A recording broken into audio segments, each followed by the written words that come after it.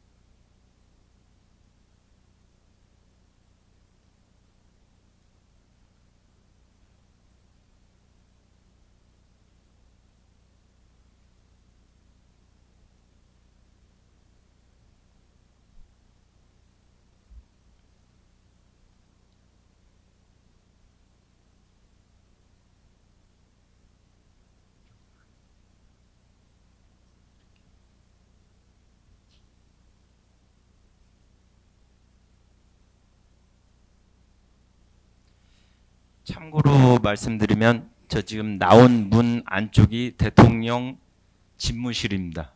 이쪽은 대접견실이고요.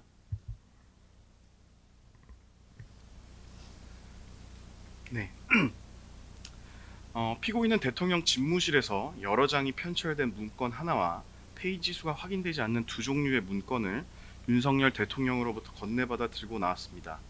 그리고 이 문건을 대접견실 책상 위에 두고 읽어보는 모습이 확인됩니다.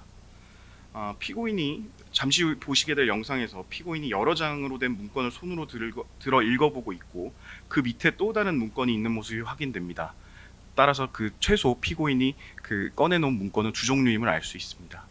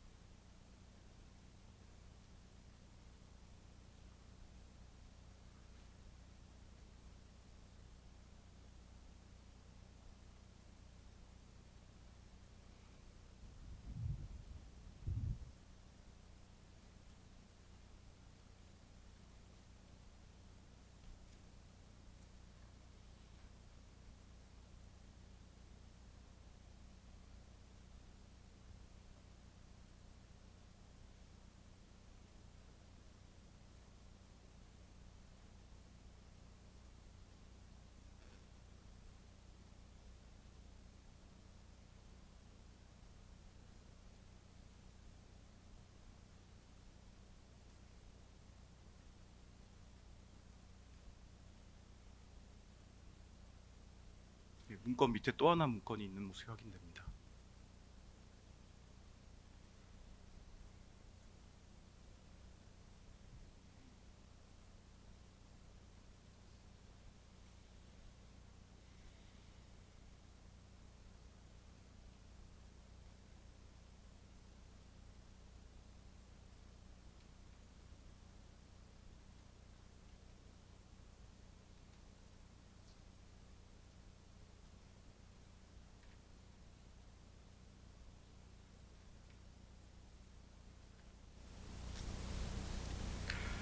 또한 피고인이 위 두 종류의 문건 이외에 윤석열 대통령으로부터 특별 지시 문건을 받았다는 점도 확인됩니다. 피고인이 대접견실 테이블 위에 올려놓은 문건 외에도 피고인이 당시 상의 안주머니에서 또 다른 문건을 꺼내서 보는 모습이 확인됩니다. 서증 조사를 통해 확인한 대로 김영 장관은 국무총리인 피고인에 대해서도 지시사항 문건이 있었다고 증언하며 그 증언은 본 CCTV 영상과도 부합하는 바 그 신빙성이 매우 높다고 보입니다.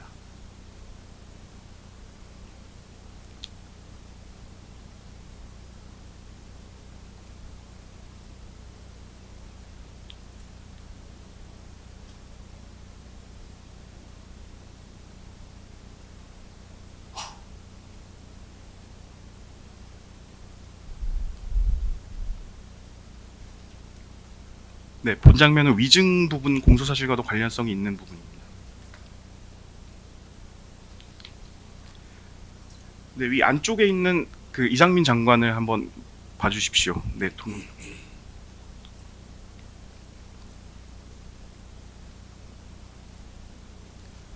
이상민 장관은 퇴실 시에 손에 문건을 들고 있진 않았지만 지금 영상에서 보시는 것처럼 상의 안주머니에서 문건을 꺼내어 읽는 장면이 확인됩니다. 해당 문건은 특정 언론사 등에 대한 단전단수 지시 관련 문건으로 보이고 뒷부분에서 이에 대해서는 좀 더 말씀드리겠습니다.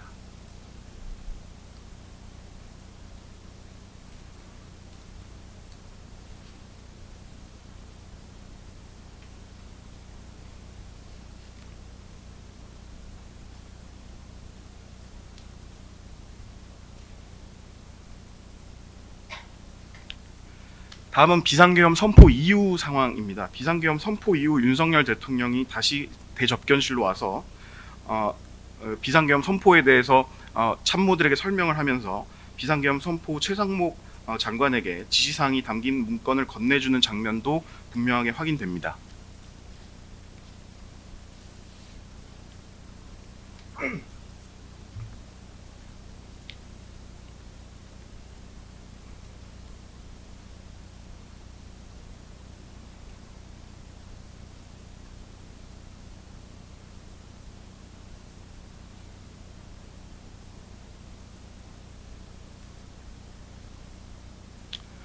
그 최상목 장관은 피고인 바로 좌측에 앉아 있었고 최상목 장관이 이 문건을 읽어볼 때 피고인도 고개를 돌려서 이를 함께 보는 모습이 확인됩니다.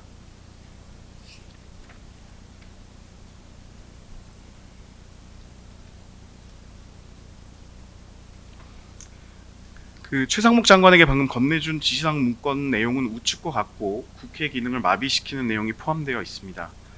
지금 보시는 것처럼 피고인은 자신의 바로 옆자리에 앉아 있는 최상목 장관이 그 문건을 읽어볼 때 이를 함께 보는 모습이 확인되었습니다. 결국 피고인은 윤석열 대통령이 최상목 장관에게 지시한 국회 자금 차단, 비상입법기구 관련 예산 편성 등의 지시를 통해 국회 기능을 마비시키려 한다는 사실도 인식하였다고 봄이 상당하다고 할 것입니다. 다음은 조태열 장관과 관련된 지시사항 문건입니다. 조태열 장관도 대통령실 집무실에서 대접견실로 나올 때 지시사항 문건을 들고 나온 모습이 확인되고 조태열 장관의 진술대로 이는 재외 공간과 관련한 지시사항이었습니다. 이와 같이 대접견실에서 윤석열 대통령이 피고인과 함께 있을 때 이 문건을 조태열 장관에게 건네준 것이기 때문에 피고인 또한 이를 인지하였다고 봄이 상당합니다.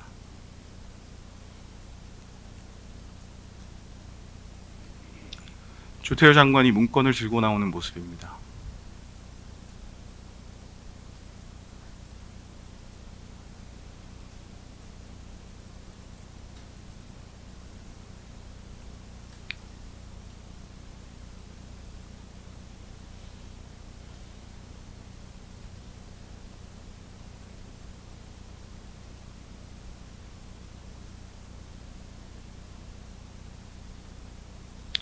여기서도 보시면 문건 두 개인 것이 조금 더 분명하게 확인이 됩니다.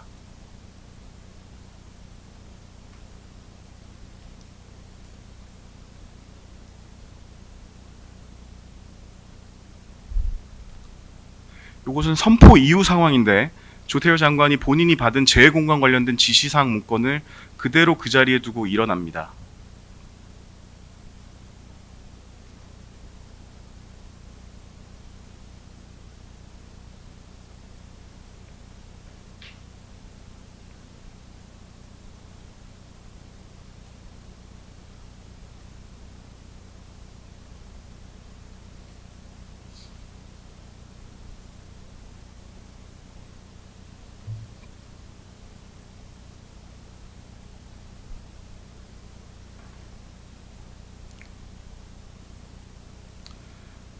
이 상황은 피고인과 그 이상민 장관이 대통령실에서 떠나기 직전 그 뒤에서 얘기할 단전 단수에 관해서 협의를 하는 상황인데 요 뒤에 보시면 그 조태열 장관에 대한 지시 문건도 피고인이 직접 챙기는 모습이 확인이 됩니다.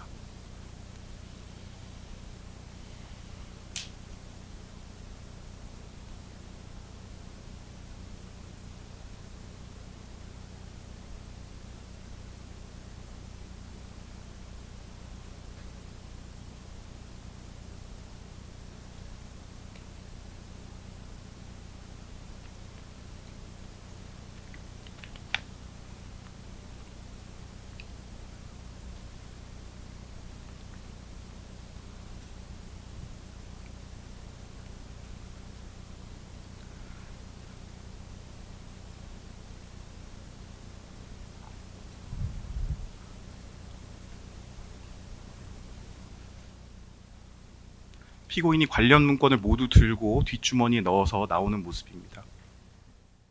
재판장님, 저게 지금 계엄 직후의 상황인데요. 조금만 앞으로. 그 이상민 장관이 지금 피고인과 대화하면서 웃는 모습이 확인이 됩니다. 다시 한번 좀 봐주시기 바랍니다.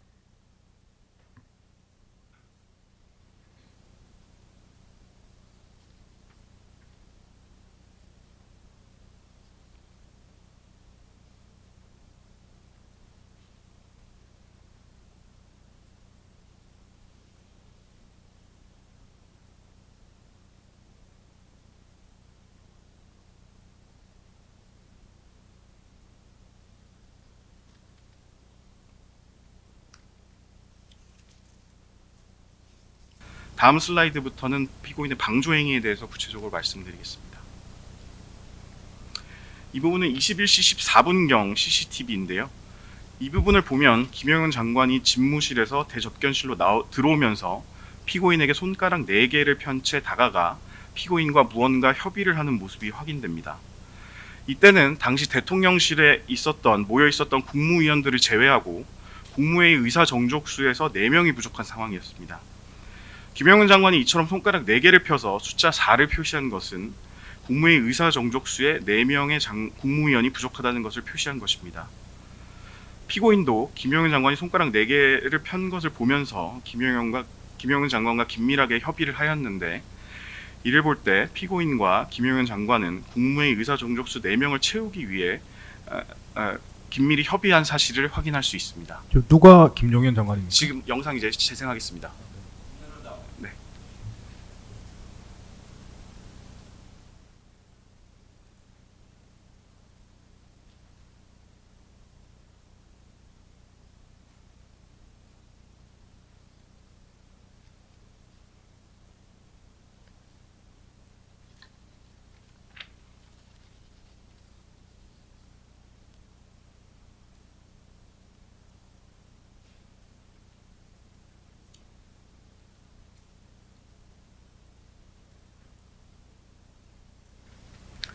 네, 다음 영상을 보시면 이런 국무회의 외관을 작출하려고 했다는 상황은 더욱 명확해집니다. 앞으로 보시게 될 그 영상은 21시 29분경 CCTV인데, 방금 김영은 장관이 대통령실 5층 복도에서 이날 윤석열 대통령의 지시를 받고 국무위원들에게 소집 연락을 했던 김정한 수행실장에게도 손가락 4개를 펴보이고, 다시 이어서 대접견실로 들어가 피고인을 비롯한 국무위원들에게 손가락 4개를 들어 표시하는 장면입니다.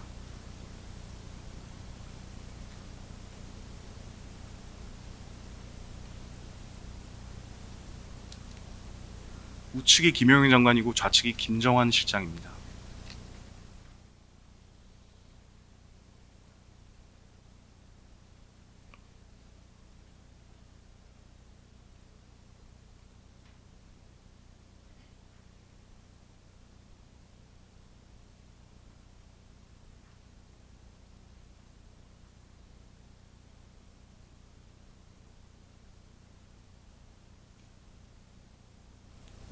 여기서도 손가락 4개를 펴보이며 국무위원들과 무언가를 상의하는 모습이 확인됩니다.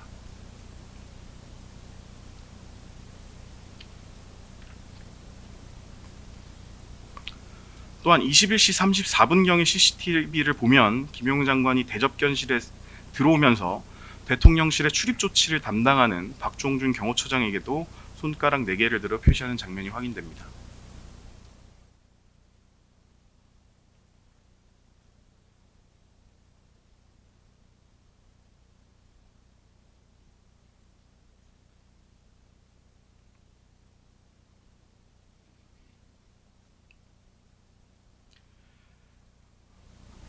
당시 국무위원들을 소집하려고 하는 상황에서 비상계엄 선포가 예정된 22시가 다가옴에도 의사 종족수가 채워지지 않자 피고인이 직접 송미령 장관에게 전화를 하여 대통령실로 빨리 오라고 독촉하는 모습입니다.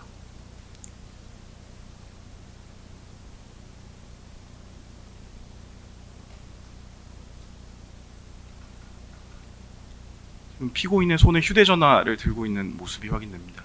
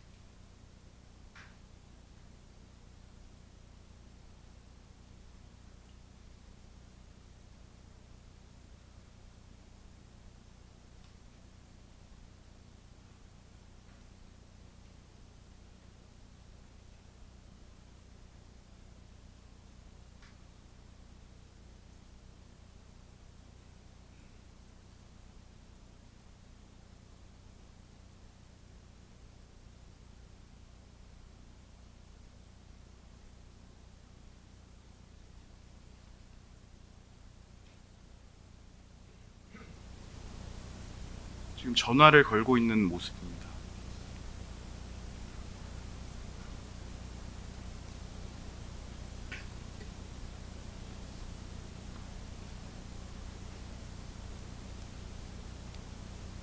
네, 통화가 시작됐습니다.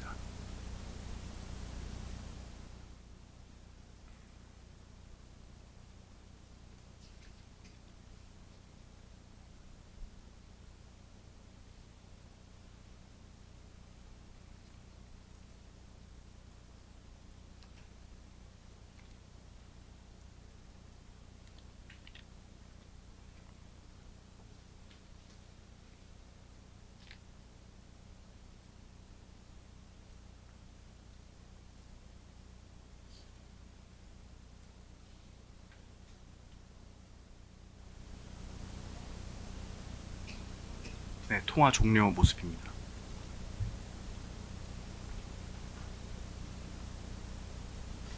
우측 영상은 동일한 영상이라서 넘어가도록 하겠습니다. 다음은 22시 12분경 상황입니다. 22시 12분에는 최성목 장관이 21시 57분경에 도착을 했고 22시 10분경에는 송미령 장관이 각각 도착을 해서 국무회의 의사정족수에 2명이 부족한 상황이었습니다. 김영훈 장관이 이때 피고인을 비롯한 국무위원들에게 손가락 1개를 들어 표시하는 장면이 확인되는데 이 22시 12분 직후인 2분 뒤인 22시 14분경에 조경 보건복지부 장관이 대접견실로 들어오는 모습이 확인됩니다. 결국 이 상황은 김영현 장관이 조경 장관이 도착한 것을 알고 이제 의사정족수에 1명이 남았다는 뜻으로 손가락 1개를 들어 표시하는 것으로 보입니다. 영상 보시겠습니다.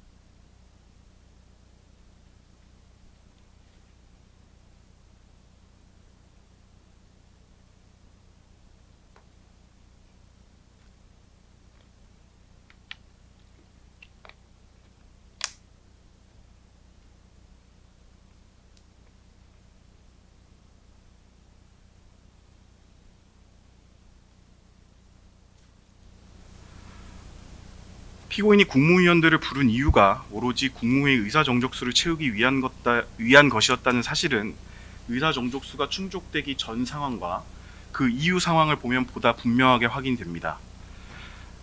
그 송미령 장관이 도착한 22시 05분경 직후에는 아직 의사정족수가 충족되지 않은 상황이었기 때문에 그때 윤석열 대통령이 비상계엄을 선포하기 위해 나가려고 하자 참석자들은 윤석열 대통령과 김영은 장관에게 손을 흔들어 말리는 모습이 확인되고 이후 김영은 장관은 김정한 부속실장과 무엇인가 의사정족수를 채우기 위해 상의하는 모습이 확인됩니다.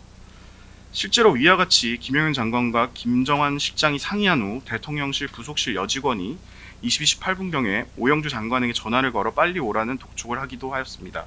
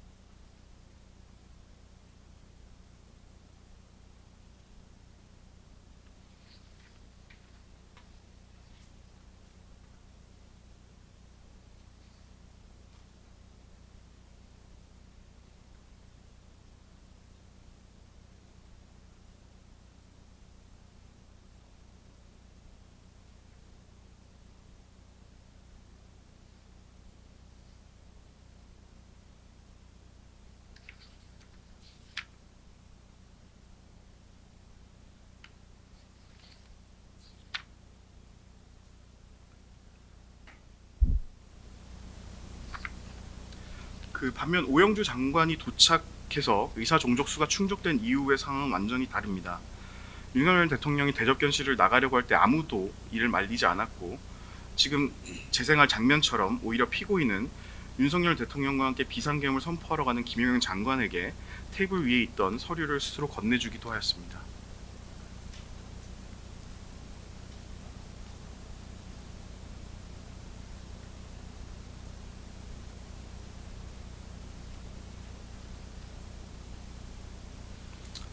오로지 의사 정족수를 채울 목적으로 국무위원을 소집한 것임을 알 수 있습니다.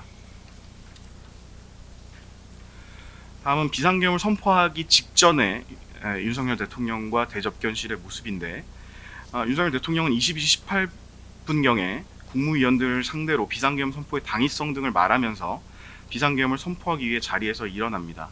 그 과정에서 피고인은 오히려 고개를 끄덕이며 윤석열 대통령에 동조하는 듯한 모습도 확인되었습니다.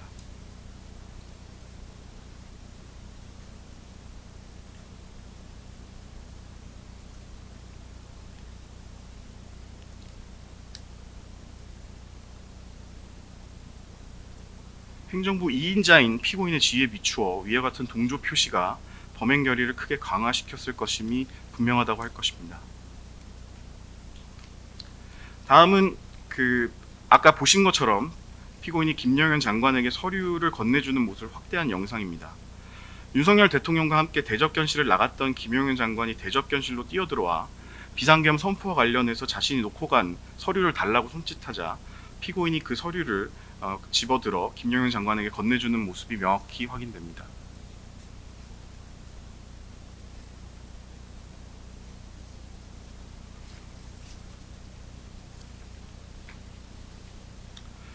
이처럼 피고인은 비상계엄 선포를 막기 위해 국무회의 소집을 건의한 것이라고 주장하지만 CCTV에 촬영된 피고인의 행동은 피고인의 주장과는 너무나 다릅니다. 국무회의 의사 정족수가 충족되었음에도 윤석열 대통령에게 국무회의를 하자거나 국무위원들의 말을 들어보라는 건의를 한 상황은 전혀 확인되지 않고, 오히려 비상계엄을 선포하려는 윤석열과 김용현 장관에게 관련 서류를 건네주었습니다. 그리고 오히려 동조의 의사표시를 하는 모습까지 확인됩니다. 이를 볼 때 국무회의를 통해 윤석열 대통령이 12.3 비상계엄 선포를 막으려고 했다는 피고인의 말은 거짓으로 보이고, 피고인의 오로지 국무회의 외관을 작출할 의도로 국무회의 소집을 한 것이라는 사실이 확인된다고 할 것입니다. 다음은 국무위원들에게 부서를 하도록 한 부분과 관련된 영상입니다.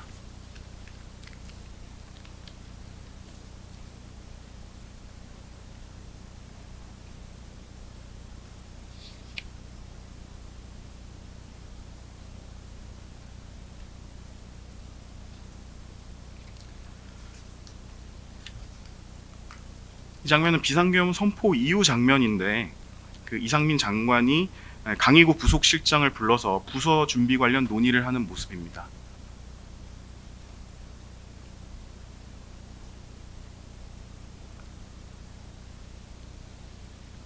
추후 증거 조사 등을 통해 밝혀질 내용이나, 이때 이상민 장관은 강의구 부속실장에게 국무회의에 참석한 국무위원들 서명을 받아야 하니 챙겨보세요라고 말했다고 진술하는데, 이는 비상계엄 선포 관련 부서를 받기 위한 것임이 확인됩니다.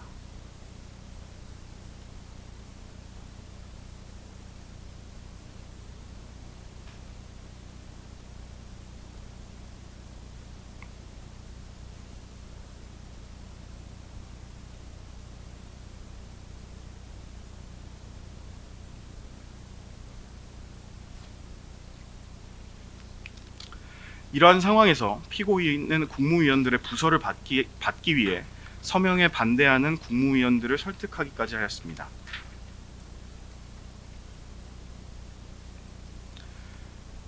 비상계엄 선포 이후 강의구 부속실장이 국무위원들에게 서명을 요구하였고, 대접견실을 나가려던 일부 국무위원들이 다시 대접견실로 모인 상황입니다. 그런데 이때 국무위원들 간에 서명을 해야 한다는 의견과 할 수 없다는 의견이 나뉘어 의견 충돌이 발생했고, 이 장면은 최상목 장관 등이 서명을 할 수 없다며 부서를 권유하는 피고인을 향해 격앙된 채 말하는 모습입니다.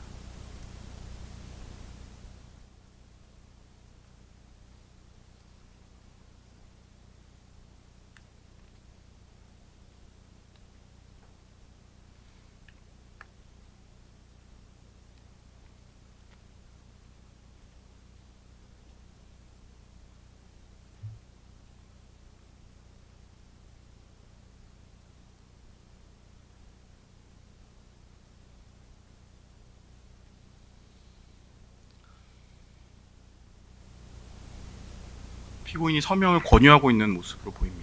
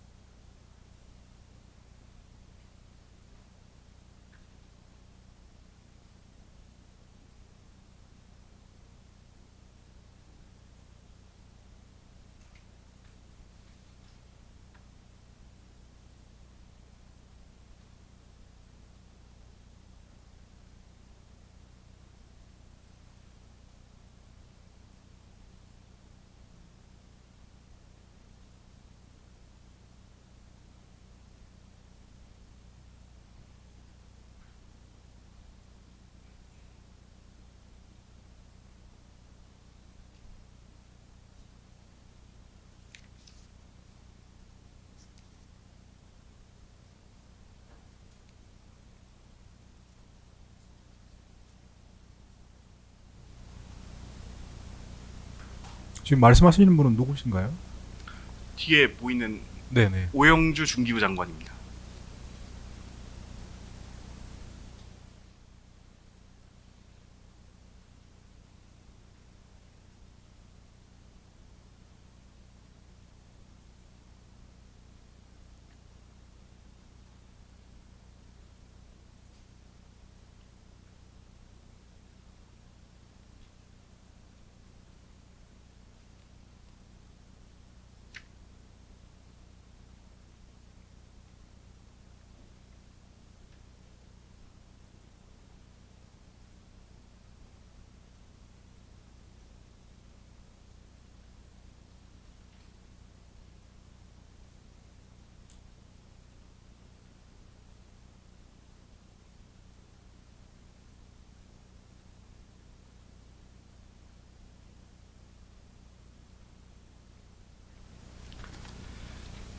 다음은 그 비상계엄 선포 이후에 윤석열 대통령이 대접견실로 돌아와 일부 그 참모들에게 지시사항을 전달한 후 회의를 종료하고 집무실로 들어가기 전에 이상민 장관에게 다시 한번 경찰 및 소방에 전화하여 단전단수 조치를 확실하게 이행하라는 뜻으로 전화하는 모습의 손동작을 한 것으로 보이는 장면인데, 이때 피고인은 이 모습을 바로 그 지근거리에서 모두 지켜보고 있었습니다.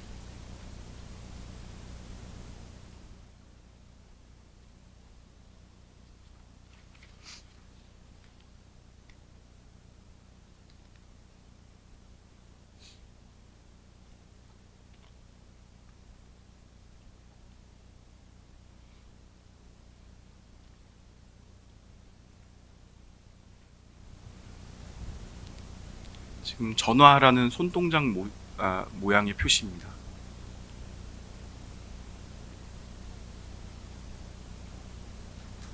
피고인이 이를 모두 지켜보고 있는 모습이 확인됩니다.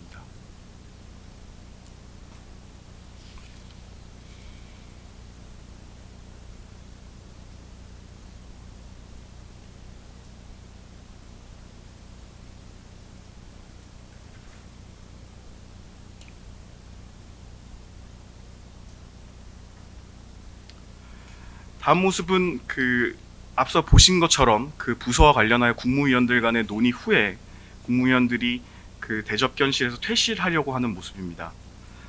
이상민 장관을 포함한 국무위원들이 대접견실에서 퇴실하려고 하자 피고인은 이상민 장관에게 앉아보라는 손짓을 하면서 이상민 장관을 다시 자리에 앉게 하였습니다.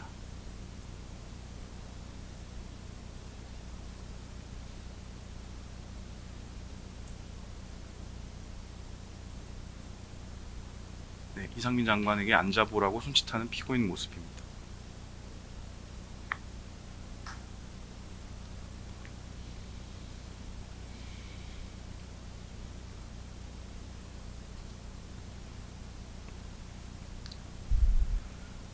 그 뒤에서 보시게 되겠지만 피고인은 이상민 장관을 자리에 앉게 한 후 약 16분에 걸쳐서 서로 가지고 있는 문건을 주고받으며 대화를 하였고, 피고인이 이와 같이 이상민 장관을 남게 한 이유는 피고인이 이미 집무실 안에서 이상민이 단전단주 조치를 지시받은 것을 알고 있었고, 조금 전에 보시는 것처럼 대통령이 다시 한번 그 지시를 강조하는 것을 목격하였기 때문에 국무총리로서 그 이행 방안을 논의하거나 그와 관련된 내용을 점검하기 위한 것으로 판단됩니다.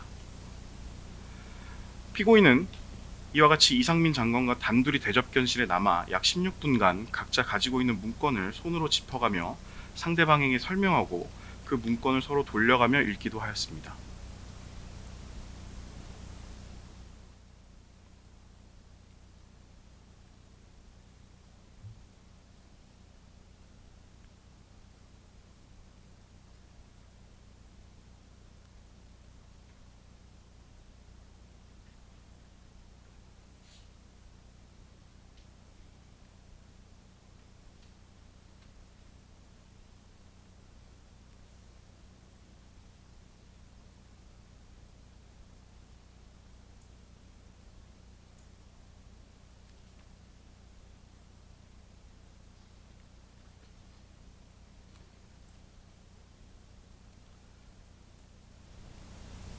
이상민 장관이 자신이 가지고 있던 문건을 피고인에게 건네주는 모습입니다.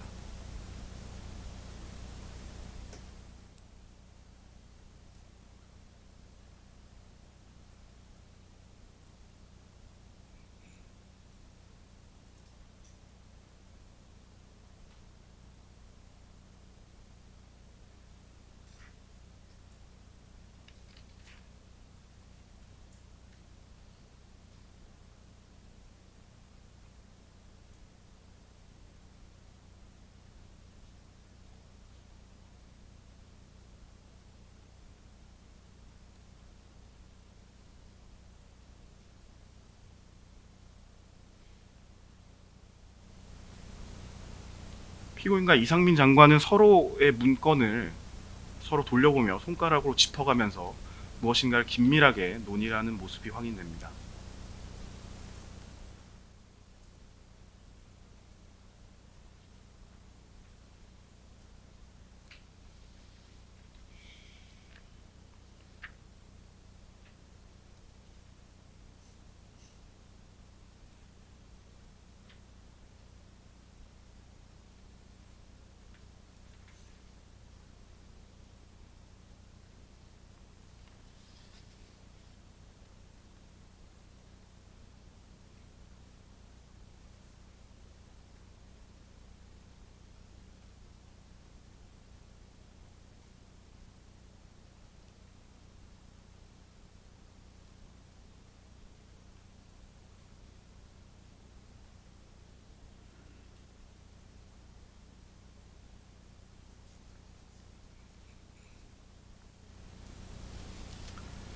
네, 아까 그 논의 장면을 캡처한 사진들 몇 장을 보시겠습니다.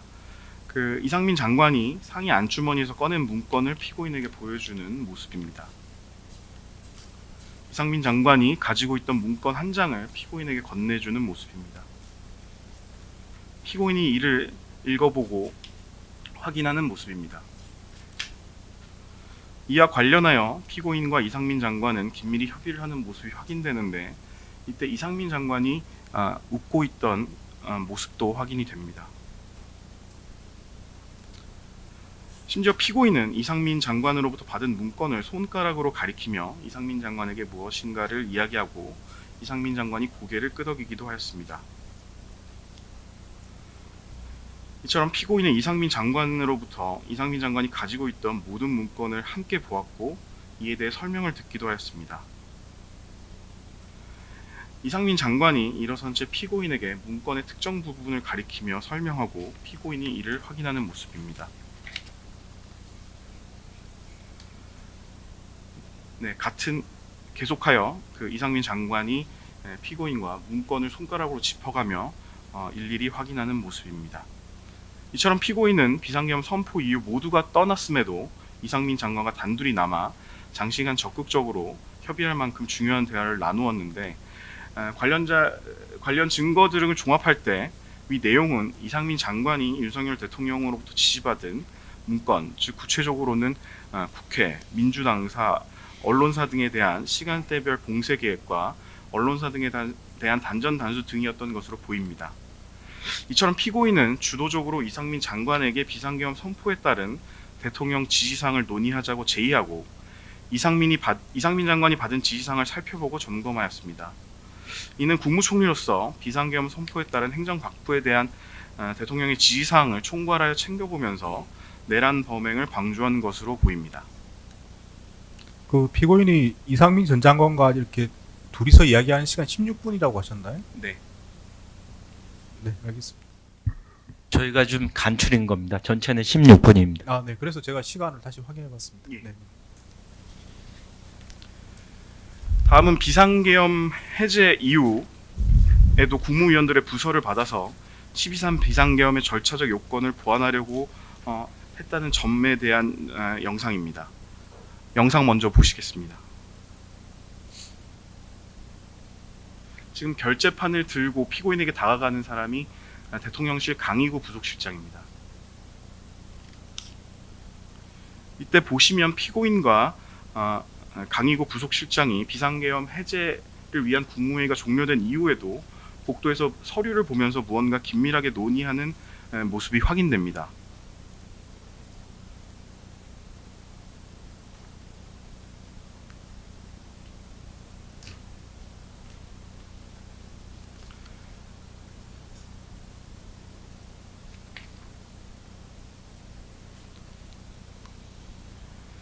그 당시 모습을 살펴보면 강의구 실장은 결재판에 서류를 준비해 피고인을 기다렸다가 피고인과 함께 서류를 살펴보며 무엇인가를 긴밀하게 논의하는데, 강의구 실장과 피고인은 비상계엄 선포 직후부터 국무위원들의 부서를 받으려고 했었고 국무총리와 대통령 부속실장이 별도로 이야기를 나눌 만한 특별한 사정이 없었으며, 비상계엄 해제를 위한 국무회의가 종료된 이후에도 피고인이 참석 국무위원들 상대로 부서를 받으려고 한 정황이 확인되는 점, 그리고 피고인과 강의구 실장이 사후에 공모하여 비상계엄 선포 문서를 허위로 작성한 점 등을 비춰봤을 때 당시 대화 내용은 국무위원들의 부서를 받는 방법을 논의한 것으로 보입니다. 즉 피고인은 이와 같이 비상계엄 선포 전부터 비상계엄 선포 후, 심지어 국회 해제 요구에 따라 비상계엄이 해제된 이후 시점까지 지속적으로 12.3 비상계엄의 절차적 정당성을 보완하려고 하는 등 어떻게든 이를 도우려고 했던 모습이 확인됩니다. 예, 다음으로 그 위증과 관련돼서 한 부분만 더 영상을 재생하도록 하겠습니다. 그 피고인이 이제 부인하는 부분과 관련된 부분인데, 김영현 장관이 이상민 장관에게 비상계엄 관련 문서를 건네주는 것을 본 적이 없다는 부분과 관련된 모습입니다. 그 22시 16분경 영상으로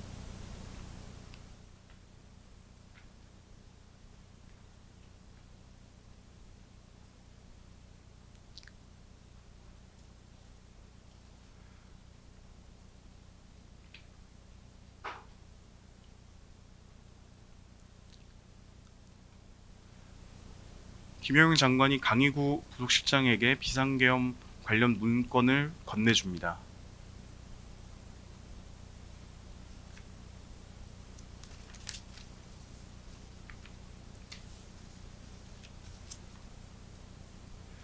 그리고 강의구 부속실장은 이를 여러 부 복사해서 다시 대접견실로 들어옵니다. 이후 김영현 장관에게 그 서류를 건네주고 김영현 장관이 이 문서를 이상민 장관에게 건네주고 있습니다. 그리고 피고인은 이를 목격하였음이 확인됩니다.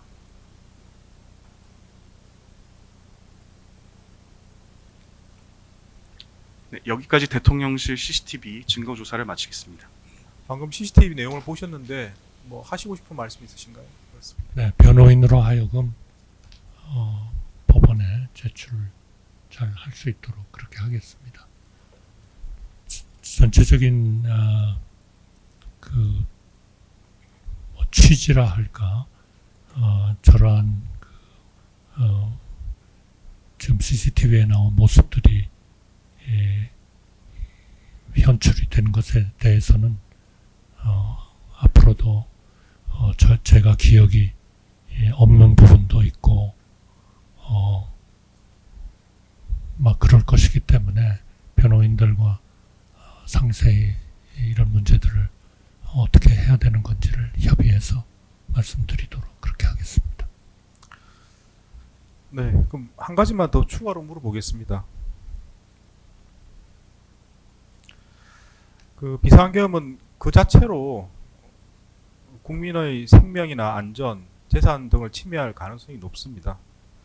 특히 12.3 비상계엄의 경우는 많은 수의 경찰과 군인이 투입되었고 군인들은 무장한 상태로 투입된 것으로 확인이 됩니다. 그런 상태에서 국무총리였던 피고인이 국민들을 위해서 어떠한 조치를 취했습니까? 우선 첫째로 그 전체적인 계획에 대해서 저는 전혀 알지를 못했습니다. 대통령실에 가서 대통령으로부터 처음 집무실에서 말씀을 듣고 우리 비상계엄이 우리 경제나 대외 신인도나 이러한 문제에 상당한 문제를 일으킬 것이기 때문에 이 문제에 대해서 저는 뭐 반대를 했습니다. 그리고 거기에 모인 몇 사람만이 모여가지고 앞으로의 무슨 문제를 논의하는 것은 뭐 적절치 않다고 생각을 해서 좀 더 많은 국무위원들이 모이면 이러한 모두가 저는 다 반대할 것이라고 생각했고 또 실제로 그 장소와 이런 여건들은 달랐겠지만 모든 국무위원들이 전부 다 재고하셔야 된다. 이 비상계엄은 안 된다 하는 의견들을 대통령께 집무실에서 개별적으로 말씀드리고 또 국무위원들끼리 좀 더 얘기를 해야 된다 이래가지고 국무위원들로 하여금 국무위원들이 모인 자리에서 좀 더 확실한 자기의 의견도 얘기하고 그렇게 하도록 또 요청도 하고 그런 일들을 했습니다. 가장 중요한 것은 결국 이러한 전체적인 계획을 저로서는 알지는 못했고 그러나 이 비상계엄이 우리 국가에 대해서 엄청난 트라우마를 국민들한테 주고 있고 한다는 것은 그거는 우리가 과거의 경험에서도 알 수 있기 때문에 이 문제를 어떻게든 막아야 되고 그리고 일단 그것이 대통령의 뜻에 따라서 선포가 됐으면 최대한 빨리 해제를 해야 된다 하는 것에 모든 국무위원들의 신경이 저는 가 있었다 그렇게 생각하고 있습니다. 그래서 해제 국무회의도 처음에 선포 국무회의 때처럼 그러한 그 문제가 없도록 잘 준비하고 철저하게 준비해서 하자가 없고 절차적 하자가 없도록 그렇게 노력을 했다. 그렇게 저는 저와 우리 국무위원들은 그렇게 믿고 있습니다. 앞으로 우리 모든 그 사법 절차에 따라서 충실하게 그렇게 응하면서 이러한 문제들에 대해서 잘 소명이 될 수 있도록 그렇게 노력하겠습니다. 제가 질문드린 건 그런 내용이 아니고 실제로 이제 비상계엄이 선포되지 않았습니까? 그리고 그게 유지가 되었었는데 그리고 그 과정에서 말씀드린 것처럼 무장한 군인들이 출동을 했고요. 그걸 막기 위한 여러 국민들이 대치하는 상황이었습니다. 그런 상황에서 어떤 구체적인 조치를 취했는지 묻는 겁니다. 저는 국무위원으로서 할 수 있는 가장 중요한 일은 결국 그 국무위원에게 주어진 그런 국무회의라는 것을 통해서 본인들의 입장을 밝히고 해야 된다고 생각합니다. 여러분들이 그런 말씀을 조사 과정에서도 하셨습니다. 왜 국무위원들이 군이나 이런 분들에 대해서 그렇게 하면 안 된다는 것을 공개적으로 밝히지 않았냐. 그것은 여러 가지 법적인 검토를 해야 되겠습니다만은 저희로서는 그 국무위원으로서 할 수 있는 그런 일들을 해야 되는 그러한 상황이었다 하는 말씀을 드리겠습니다.